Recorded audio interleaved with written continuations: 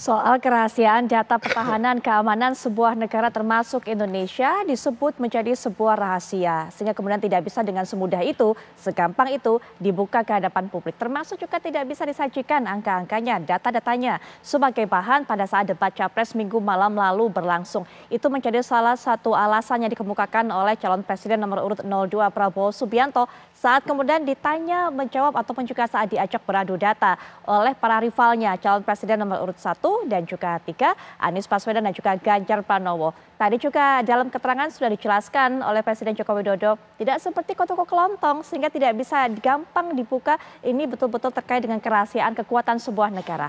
Benarkah demikian? Sejauh mana sebenarnya data mengenai Hankam ini disebut rahasia dan juga data-data yang mana saja yang bisa tergolong sebagai data rahasia? Kita akan bahas tuntas mengenai hal ini dan juga kita akan dengarkan bagaimana pandangan dari para juru bicara masing-masing calon presiden. Sudah hadir bersama saya Bang Ciko Hakim yang juga merupakan juru bicara dari pasangan nomor 3 Pak Ganjar dan juga Prof Mahfud MD. Assalamualaikum warahmatullahi wabarakatuh. Bang Ciko, selamat malam. Selamat malam. Baik, dan juga selaku pengamat militer dari imparsial dan juga akan nanti menjelaskan sebenarnya bagaimana kerahasiaan sebuah data Hankam negara. Sudah hadir bersama saya juga Mas Al Araf. Assalamualaikum warahmatullahi wabarakatuh. Selamat malam Mas Al. Selamat malam Mbak.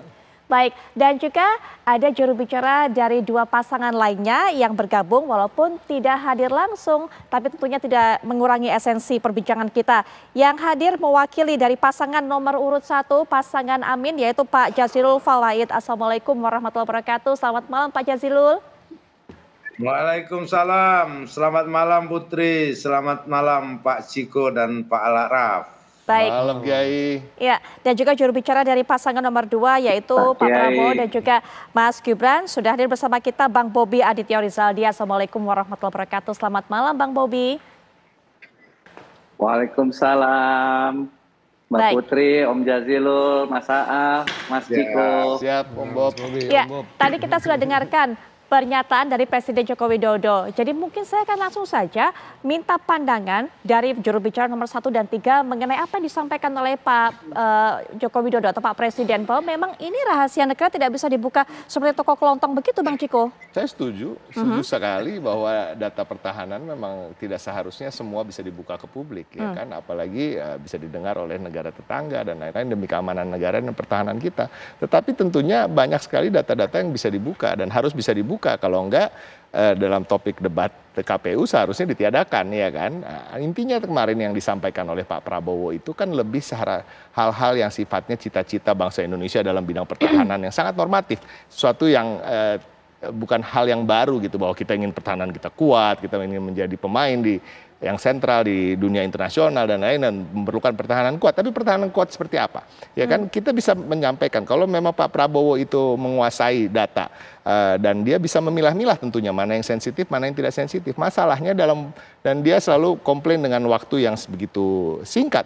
Tapi kan kita lihat nanti, Bobi nanti bisa menyampaikan dalam waktu yang singkat begitu banyak data ya. Ini artinya apa? Pak Prabowo itu tidak siap menghadapi debat dan ini kembali lagi dijawab dengan kata-kata rahasia gitu. Jadi menurut Bang Ciko rahasia hanya sekedar alasan, sekedar berdalih begitu?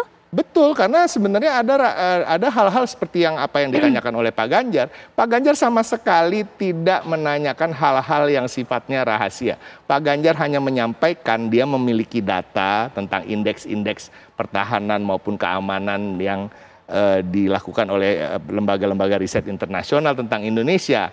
Nah, kan tinggal dijawab oleh Pak Prabowo, oh tidak betul itu, datanya salah, yang benar adalah, ya kan, entah mau dia dapat data itu dari mana, lembaga risetnya Muhammad Kodari, kayak Hasan Nasbi, kayak itu terserah, tapi intinya dia tidak sama sekali tidak menjawab apa, dan itu bukan rahasia, karena data-data riset itu kan terbuka, ada di mana-mana. Nah itu artinya Pak Prabowo tidak siap, satu tidak siap untuk tampil debat, tapi juga kami mengkhawatirkan bahwa beliau juga tidak menganggap terlalu serius jabatan dia sebagai Menteri Pertahanan, karena ini sesuatu hal yang memang harus hari-harinya dia siap memfeeding dirinya untuk mengetahui posisi Indonesia di mana di mata internasional ya kan, posisi keamanan kita bagaimana, pertahanan kita seperti apa. Nah ini yang kita lihat kemarin di debat.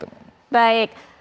Bang Bobi, bagaimana Bang Bobi mendengar tanggapan dari Bang Ciko? Jadi memang sebenarnya yang ditanyakan oleh Pak Ganjar itu masih dalam koridor yang bisa dibuka ke dalam atau juga informasi kepada publik gitu. Ini hanya masalah persiapan Prabowo kurang, kemudian juga Pak Prabowo disebut Bang Ciko tadi sepertinya menganggap enteng, menganggap ngeremeh jabatannya sebagai seorang Menhan, Bang Bobi. Ya, terima kasih Mbak Putri. Itu mungkin yang sudah saya sampaikan sebelumnya ya. Jadi karena beliau ini sangat memahami mengenai pertahanan, sedangkan yang disampaikan itu adalah ya kalau kita bisa mengatakan ngawurnya tuh paripurna ya. Karena kan itu kalau kan beda ada antara yang ditanyakan Pak Amin, Pak Anies dengan Pak Ganjar. Pak Ganjar itu memulai dengan indeks-indeks yang ngawur. Misalkan GPI, memang betul kalau GPI itu adalah mengukur military capability. Tapi beda GPI-nya dengan Pak Ganjar. Pak Ganjar itu Global Peace Index. Sedangkan kalau untuk mengukur firepower itu Global Power Index. Yang dari 2021 sampai 2023 itu kita makin naik. Nah inilah yang framing dari awal, mulai GPI-nya yang salah, lantas dari LOWI-nya, lantas dari BICC-nya, masuklah di dalam MEF. Nah, sebenarnya MEF itu adalah planning berdasarkan spending budget. Tetapi kekuatan militeri itu, military capability, daya pukul, daya power, itu kan dari GPI. Baik. Itulah yang disampaikan. Kalau misalkan mau dijawab, ini kan kita tahu framingnya, beliau tahu ini pasti menganggap bahwa military capability rendah. Padahal yang disampaikan dari awalnya itu ngawurnya sudah Baik. Pol. Bang Bobi, mungkin saya berbeda dengan yang disampaikan oleh Pak Anies. Beda, itu beda. Yes. Kalau Pak Anies kan mengatakan misalkan rumah itu rumah dinas tentara separuh. Nah, di dalam military secrecy itu sebenarnya sudah dimasukkan di Indonesianya itu dalam Undang-Undang KIP di pasal 17 itu ada 7 macam. Tetapi secara general mungkin bisa dicek aja, ini banyak literaturnya lah. Military secrecy itu sebenarnya 3 hal yang utama, yaitu adalah weapon design and build, lantas itu adalah taktik, concealment, sama placement. Nah, yang ketiga adalah military plans-nya. Nah, ini sama di dalam pasal KIP tersebut. Intinya, secrecy itu diperlukan untuk tidak menunjukkan kelemahan. Baik. Untuk tidak bisa digunakan untuk sebagai propaganda. Nah, kalau misalkan disampaikan rumah ini walaupun itu salah, tetapi kalau itu dijawab itu akan menunjukkan bahwa seolah-olah tentara kita lemah. Sangat berbahaya kalau menyampaikan, memberikan sinyal kepada publik bahwa militer ini lemah. Baik, kalau militer kita lemah, publik menyaksikan, lantas nanti bagi luar negeri, itulah yang sangat berbahaya, dan apalagi dengan informasi dan data yang ngawurnya itu tadi, paripurna ngawurnya. Oke, baik. Kalau masalah yang ditanyakan juga atau disinggung juga oleh Pak Anies mengenai pembelian alutsista yang kemudian disebut sebagai alutsista bekas dan sebagainya, itu juga termasuk data yang rahasia, Bang Bobi, begitu? Tidak boleh dibuka kepada umum? Betul, jadi begini, kan tadi saya sampaikan, yang rahasia itu weapon design build-nya. Kalau anggaran tidak rahasia. Anggaran itu mulai dibuat dari Bappenas, masuk dalam Undang-Undang APBN. Undang-Undang APBN itu sampai Satuan 3 ada, beli pesawat X. Tetapi dalam design build-nya, tentu itu rahasia. Misalkan kapal ini pesawatnya apa, trigger sistemnya ini, weaponry sistemnya ini, radar sistemnya ini. Itu jelas termasuk bagian dari 7 yang ada di dalam Undang-Undang KIP pasal 17 tersebut. Tetapi kalau dalam konteks anggaran itu tidak ada yang rahasia, transparan. Setelah selesainya juga diaudit oleh BPK. Laporannya masuk di dalam Undang-Undang Pertanggungjawaban APBN tahun sebelumnya. Baik. Nah, makanya jadi kan terminologinya ini kan ibaratnya emang sengaja untuk di-framing untuk menyampaikan ke masyarakat bahwa yang disampaikan oleh mereka itu adalah ini ada lemah, termasuk soal cyber. Kalau soal cyber ke depan, memang itu adalah masuk dalam misi visi Pak Prabowo. Tapi kalau dikatakan bagaimana kekacauan keamanan cyber tahun sebelumnya, ya bukan tupoksinya Kemenhan. Oke, baik. Pak Jazilul, pertanyaan yang disampaikan Pak Anies disebut ini cenderung untuk bisa membuka rahasia negara, menunjukkan bahwa tentara lemah dan sebagainya, termasuk juga membuka mengenai pembelian alutsista, Pak Jazilul. Ya, selama debat kemarin memang rakyat melihat fakta memang Pak Prabowo memang kurang persiapan dan tidak mampu menjawab berdasarkan data-data sehingga berlindung di balik kerahasiaan negara yang tidak ada satupun yang di situ pertanyaan menuju pada kerahasiaan negara. Justru itu yang harus diungkap. Maka Pak Prabowo selama debat ini banyak berlindung pada statement rahasia negara untuk menutupi kegagalannya dalam menyusun dan mengeksekusi kebijakan di Kementerian Pertahanan. Contohnya, misalkan mestinya menjadi forum untuk mengklarifikasi mestinya ya, karena Pak Anies tanya tentang adanya middleman, tentang adanya orang dalam pengadaan alutsista di Kemenhan RI yang indikasi keterlibatan disebut tuh PT Teknologi Militer Indonesia, PT Indonesia Defense and Security. Loh, malah Pak Anies jawabnya di luar substansi itu.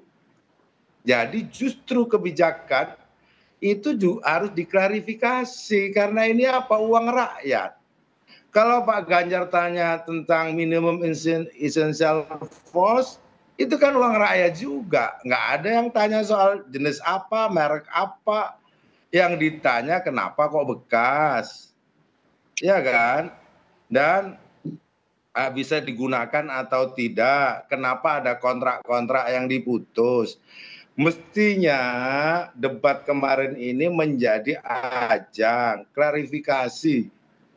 Bukan ajang menutup kelemahan dan kegagalan atas nama rahasia negara. Tuh, baca tuh Undang-Undang KIP, Undang-Undang tentang Keterbukaan Informasi Publik. Ada memang yang tidak bisa dibuka. Baik. Tapi tidak ada satupun pertanyaan dari 03 maupun 01 yang masuk dalam kategori itu. Dan sampai hari ini perlu diketahui bahwa Undang-Undang Rahasia Negara itu belum selesai. Belum ada. Yang ada itu Undang-Undang KIP. Oleh sebab itu kebijakan yang diambil oleh Kementerian Pertahanan, anggaran yang sedemikian besar dikelola, terbuka saja. Baik, Pak Jazilul. Kalau ada orang dalam yang bermain, ya buka aja. Kenapa? Pak Prabowo sudah mengorbankan dirinya menjadi patriot. Jawab aja nggak berani. Baik, Pak Jazilul. Ya. Jadi sinilah yang menurut saya aneh ketika Pak Jokowi juga turun tangan.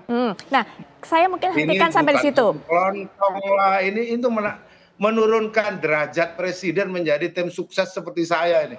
Oke, kita hentikan sampai di situ dulu. Kita akan jeda sejenak. Nanti Bang Bobi silakan diberikan tanggapan karena kalau Pak Jazilul mengatakan harusnya ini sebagai tempat, sebagai arena Pak Prabowo untuk bisa klarifikasi kebijakannya. Mas Al nanti juga akan jelaskan kepada kita apakah memang pertanyaan-pertanyaan yang diajukan oleh para rival dari Pak Prabowo ini memang menyinggung, memang masuk ke dalam kategori rahasia negara mengenai Hankam.